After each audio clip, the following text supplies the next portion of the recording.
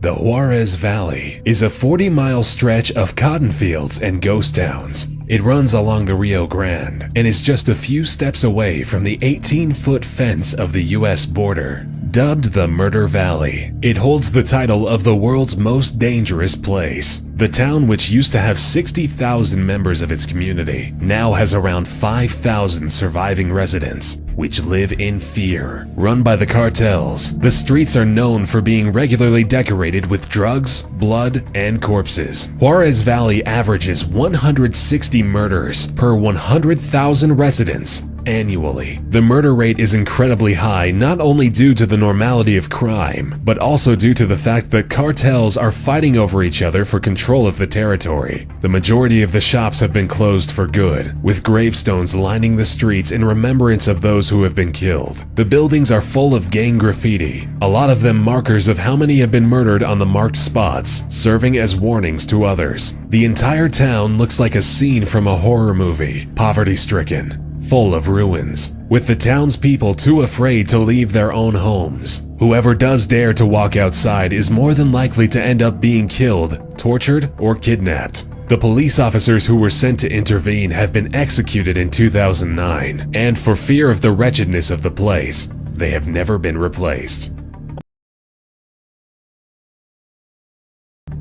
One of the few routes which connect the Amazon rainforest with the capital of that area of Bolivia is a road with a quite discouraging name, known as the Death Road. The road was built by Paraguayan prisoners in the 1930s, and it underwent modernization about 20 years ago, beginning at 15,400 feet and taking the lives of approximately 300 people a year. It's quite surprising to find out that the Death Road is one of Bolivia's greatest tourist attractions. Adrenaline seekers seem to be drawn to the deadly route. Considered the world's most dangerous stretch of road, the 40-mile journey offers stunning views of the rolling hills of the Amazon rainforest, but is quite a feat for a mountain biker to undertake. It comes with a terrifying sheer drop into the canopy, as two rubber tires separate the rider from a narrow single-lane road, with very little in the way of railings. The thrilling downhill ride has taken 18 mountain biking enthusiasts' lives in the last 10 years.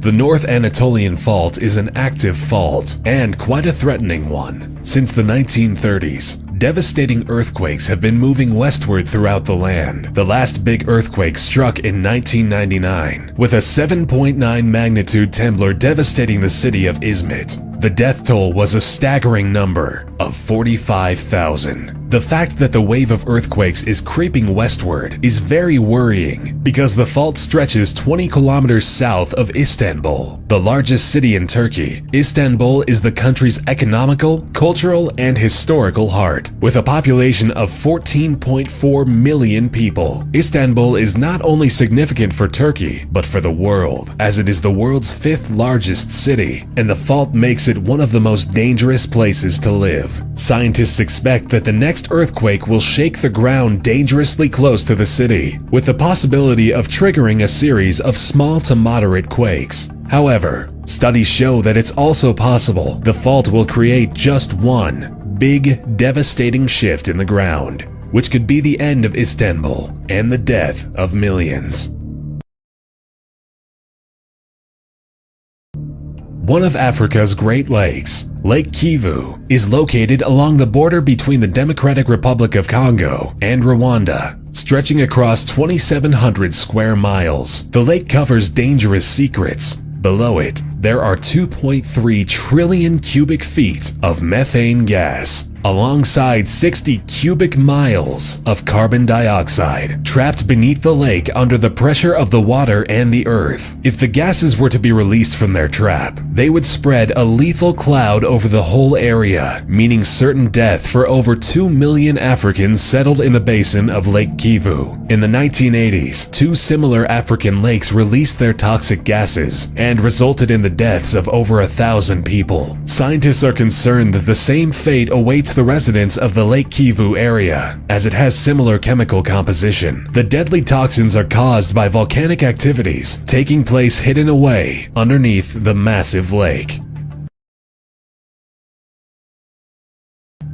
San Pedro Sula is a city in Honduras, located not far from the Caribbean Sea, with an estimated population of 1 million. It is the second largest city in Honduras. However, the city sadly has a negative reputation. In 2013, it has taken the title of the most dangerous city on the planet, stripping Mexico's Murder Valley of the title. That same year, upon claiming the title of the most violent place on the planet, the city had seen 187 homicides per 100,000 residents. The city is a major operational and strategic point for distribution of drugs and arms. With significant gang activity, it is the center of trafficking, providing the rest of the country with its 70% of illegal firearms, which in turn result in the 83% of the homicides. Labeled the murder capital of the world, San Pedro Sula is a place where tomorrow is always an uncertainty.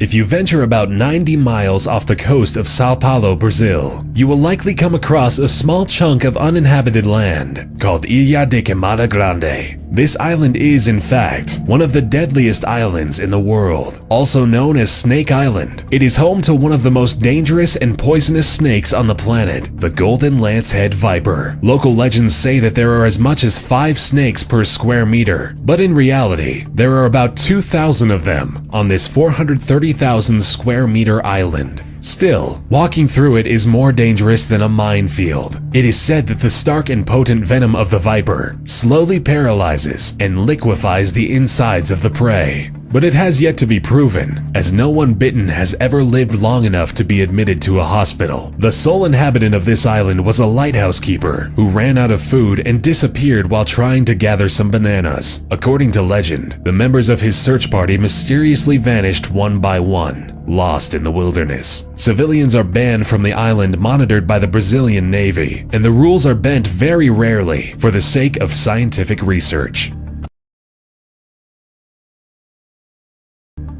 Situated in the Huyan city, Mount Hua is known for its beautiful views and vistas, but also dangerous and deadly paths. Considered a holy place, Mount Hua is one of China's Great Five Mountains. Monks and pilgrims made paths and staircases as ways to climb the mountains in order to reach the 5 peaks. However, the climb is not for the faint-hearted. The mountain is considered the most dangerous climb in the world. With time, the paths have been reinforced because of the incline in tourists venturing out and seeking adrenaline-inducing adventures. But this mountain still remains one of the most difficult sites to conquer on Earth. The plank trail consists of wooden platforms, a bit over 2 feet wide, bolted onto the mountainside, and the only thing to secure oneself to it is an iron chain, which hovers freely in the air. And when the planks disappear, the only way to continue is by crossing steps on small divots carved into the mountain. Unfortunately, there are no exact statistics as to how many people die while on this path, but with local rumors naming about 100 deaths per year, the hike on Hua Shan surely lives up to its name, the deadliest hike